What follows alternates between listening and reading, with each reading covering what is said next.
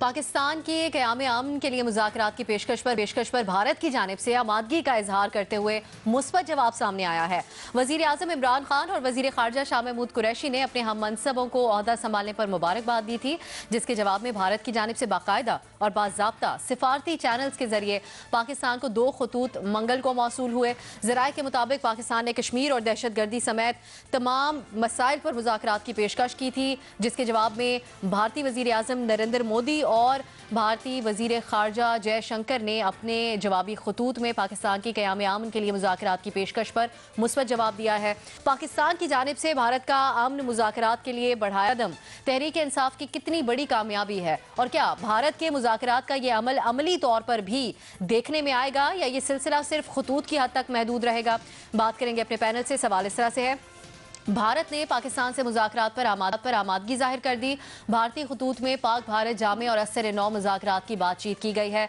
ज़राए, क्या मुज़ाकरात का सिलसिला ख़त से आगे बढ़ेगा, हाँ या नहीं? सबसे पहले सलीम साफ़ी साहब की तरफ जाएंगे। साफ़ी साहब, ये कैसी खबर है आपके ख्याल में, और आगे क्या सूरत हाल बनेगी दोनों मुल्कों के लिए? देखिए, एक तो पुलवामा से पहले और ख़ुसूसन पिछली हुकूमत के दौर में अजीत दोवल और हमारे उस वक़्त के नेशनल सिक्योरिटी एडवाइज़र जो थे जनरल जंजुआ साहब, उनके माबैन कई बैकडोर डिप्लोमेसी के सिलसिले में मुलाकातें हुई थी, और ये बताया जा रहा था कि उसमें भी काफ़ी पेशरफ्त हुई है। कुछ दुनिया के ताकतवर ममालिक भी बीच में इन्वॉल्व हुए थे, और ये उम्मीद ज़ाहिर की जा रही थी कि शायद इलेक्शन के बाद नरेंद्र मोदी वो आएंगे पाकिस्तान के साथ मुज़ाकरात की तरफ, और उस वक्त ये था कि चूँकि इलेक्शन कैंपेन की वजह से वो ऐसे नहीं कर सकते। लेकिन फिर हमें उन्हीं सर्कल की तरफ से ये बताया जाता रहा कि शायद पुलवामा के बाद और उनके जहाज़ गिराए जाने के बाद जो थी वो शायद वो मामला उसी तरह नहीं रहा था। अब मुझे पता नहीं है, एक तो ये कि अभी तक ये ख़बर कंफर्म नहीं है, लेकिन पाकिस्तान और इंडिया के ताल्लुकात का मामला बड़ा संजीदा मामला है, और अभी तक एक तो ये कि ख़बर ज़राए के हवाले से है। दूसरा, इस मामले में हमारे वज़रा जितनी गैर संजीदगी का मुज़ाहरा करते हैं, तो अब उनकी बात पे पूरी तरह यकीन भी नहीं किया जा सकता। अब उस रोज़ आपने देखा पुतिन के साथ मुलाकात के बारे में शाह महमूद कुरैशी साहब ने कह दिया कि मुलाकात हुई है, बाद में पता चला कि कोई मुलाकात नहीं हुई है। तो जब तक बाकायदा उनके खतूत और उनका कंटेंट सामने नहीं आ जाता, तो मेरे ख्याल में हम जैसे तालिब इल्म की तरफ से उसकी बुनियाद पर कोई राय कायम करना कबल वक्त होगा।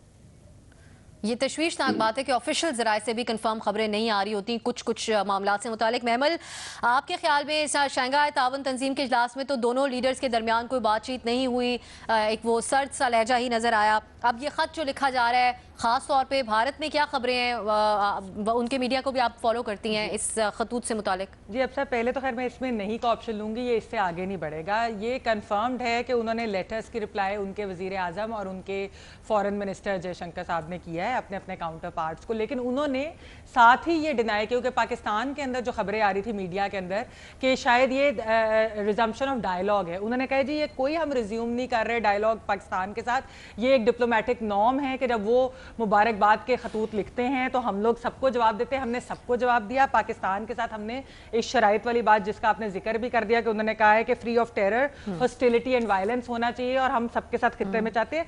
दूसरी चीज देखिए, अब से इसके अंदर 2-3 पॉइंट्स बहुत अहम है। पहली चीज ये कि बीजेपी जो है, हम ये मत भूले कि वो ये इलेक्शन जीत कर आई है एक बहुत एंटी पाकिस्तान नैरेटिव के ऊपर, एक ऐसा प्लेटफॉर्म, इसलिए वो झटके से ये अनाउंस भी नहीं करेगी कि आज ही जी हमने डायलॉग खोल दिया या डायलॉग दोबारा से शुरू होगा, कभी भी नहीं। वो पहले उसके ऊपर एक कंसेंसस बनाएंगे, नैरेटिव बनाएंगे, अगर उन्होंने ये करना हुआ। दूसरी चीज ये है कि ये मेरी बहुत क्लोज गवर्नमेंट के, भारतीय गवर्नमेंट के जराए से भी बात हुई, तो उन्होंने कहा कि इमरान खान की वो गुडविल नहीं है जो मियां नवाज शरीफ की थी, क्योंकि मियां साहब की ना सिर्फ ये कि वैसे उनकी एक पंजाबी लॉबी भी, जो भारतीय पंजाबी लॉबी है वहां भी उनकी बड़ी स्ट्रांग है, बिजनेस कम्युनिटी में भी, और जो पीस लॉबी है जो अमन चाहती है भारत की, उनमें भी उनकी बड़ी स्ट्रांग लॉबी है। लेकिन इमरान खान के बारे में वो वो वाले व्यूज नहीं है, तो ये बड़ा मुश्किल है कि रिजम्पशन ऑफ डायलॉग हो। तो ये जरा थोड़ा सा करेक्ट कर लिया करें, हमारे फॉरेन ऑफिस के जरिए ने पहले गलत खबर दी। ये वही हुआ जो शाह महमूद कुरैशी साहब के साथ कल इंग्लैंड में हुआ है, बरतानिया में, कि जहां उन्होंने कहा कि हम कोई नहीं ट्रीटी साइन करे एक्स्ट्रेडिशन, और कोई सियासी वापसी नहीं, सियासी तौर पे। जी जी बिल्कुल, उन्होंने सियासी वापसी नहीं होंगे, तो बरतानिया ये फॉरेन ऑफिस ने पहले गलत खबर दी है और फिर इंडिया ने उसको करेक्ट किया। बिल्कुल,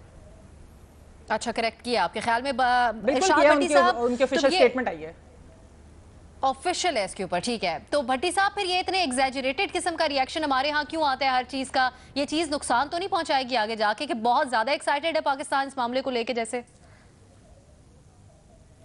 मेरा ख्याल है बहुत ज़्यादा हो गया है, बहुत ज़्यादा हो गया, बहुत ज़्यादा खतूत हो गए हैं, बहुत ज़्यादा दावतें हो गई हैं। बिलाशुबा इसमें कोई शक नहीं है कि मुज़ाकरात अमन की बात होनी चाहिए, मगर किस सतह, पाँव पड़कर, घुटनों को हाथ लगाकर, या बराबरी की सतह पर? दूसरी बात यह कि हुकूमत का मुझे अजीब, ये कल जो महमल अभी कर रही हैं, जो उन्होंने ये बरतानिया में जो हमारे साथ हुआ है, अजीब हुआ है। वैसे जो शहजाद अकबर साहब कहानियां सुनाते रहे, फलाना बंदा आ रहा है, फलाना आ रहा है, एक को तो मैंने साइकिल भेजा है, वो साइकिल पे चला के आ रहा है, थोड़े से रास्ते में बारिश हुई है तो इसलिए थोड़ा सा देर से पहुंचेगा। ये किस तरह के लोग हैं?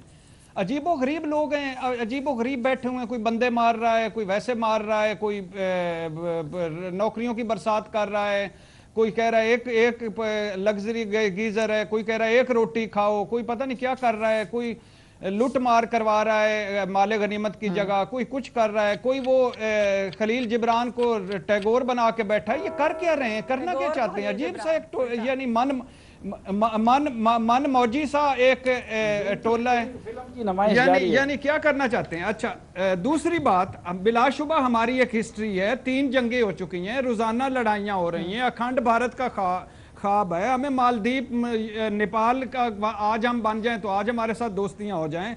कश्मीर से कलबोशन तक बेहिसाब झगड़े हैं, समझौता एक्सप्रेस से बालाकोट तक, अमरीका इसराइल अनगिनत साजिशें हैं, गलत फहमियाँ बदगुमानियाँ हैं, उलझाव हैं, शिवसेना हिंदुआता और बीजेपी है, गाय मुसलमानों पर भारी है। मगर क्या क्या क्या करना चाहिए, ये बड़ा ज़रूरी है। प्लीज़ किसी मामले पर संजीदा हो जाएं। 2 मुल्कों का मामला है, 2.25 अरब इंसानों का मामला है, 2 एटमी ताकतों का मामला है। मिलकर बैठें, अनाओं से निकलें, झूठी जिद्दों से निकलें, अमन की तरफ आएं। मगर किस बुनियाद पर आना है, किस सतह पर आना है, बराबरी पे आना है, पाँव में पड़ के आना है, ये बड़ा जरूरी है।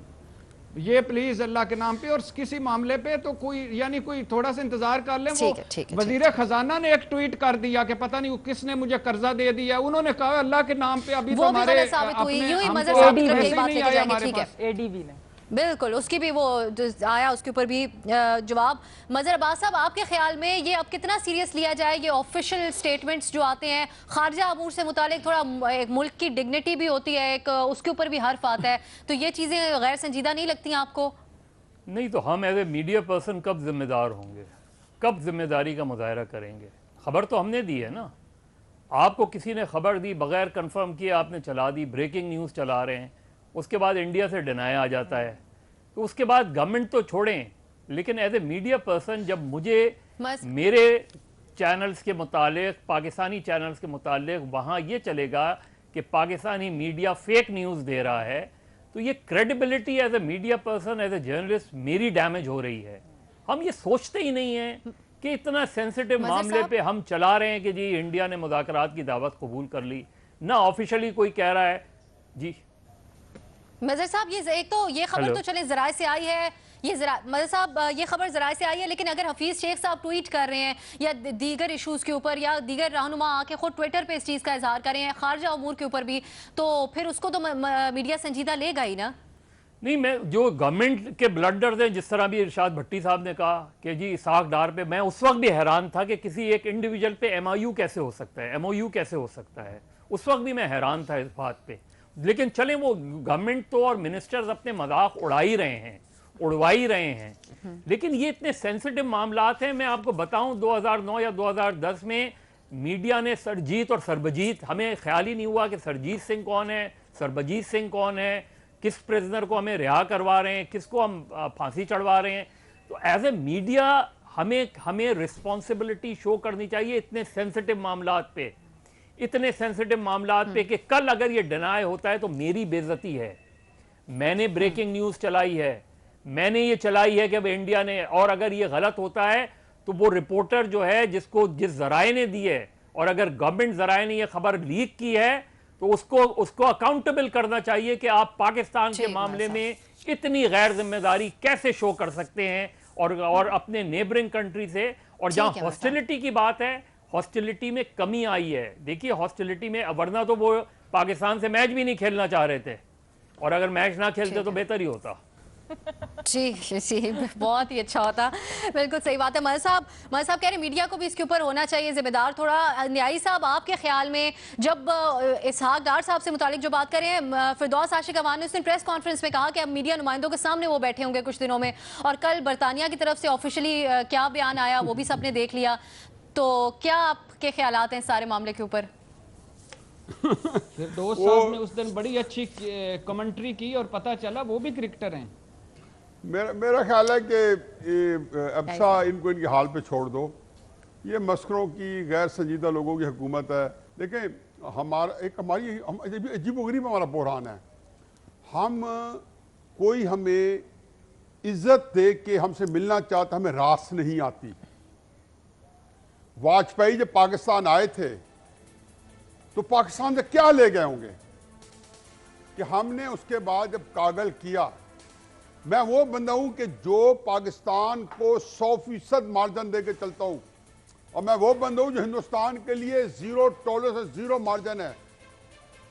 ये जब सज्जन जिंदल आया था पाकिस्तान के अंदर, सारी दुनिया को पता है कि ये साबी साहब ने तो अजीत डोवल की और उनकी जंजुओं की बात की। उनका सबसे स्ट्रॉन्ग जो बैक चैनल डिप्लोमेसी का जो सरखेल है वो सज्जन जनरल है, जिसने बड़े बड़े ब्रेक थ्रू कराए हुए हैं। 2015-25 दिसंबर को जो आया था मोदी, वो जनरल ने अरेंज किया था। जी न्याय साहब। और जब ये आया 2017 में पाकिस्तान में, तो नवाज शरीफ साहब को मिलने, तो महमूद रशीद साहब ने करारदाद पेश की तहरीक इंसाफ के अपोजिशन लीडर ने कि यहाँ पे कारोबारी मीटिंग हो रही है। फवाद चौधरी साहब के, इमरान खान के बयान है। आप देखें, आप इज्जत से लोग मिलते रहे, आप नहीं मिले। अब आप नाक भी घसीट रहे हैं। पुतिन से आप मिलना चाहते हैं, खुदा का खौफ का 2 दफा गए हैं। वो रूस में पिछले 3 साल। ठीक है न्याय साहब, ये आपके ख्याल में तशवीशनाक बात है कि ऑफिशियल लेवल पे भारत की तरफ से डिनाई किया जा रहा है। एहतियात करनी चाहिए पाकिस्तान को, इस तरह के मामलात को कैसे आगे लेकर चलना है। देखते हैं आने वाले दिनों में इस मामले से मुतालिक क्या होता है।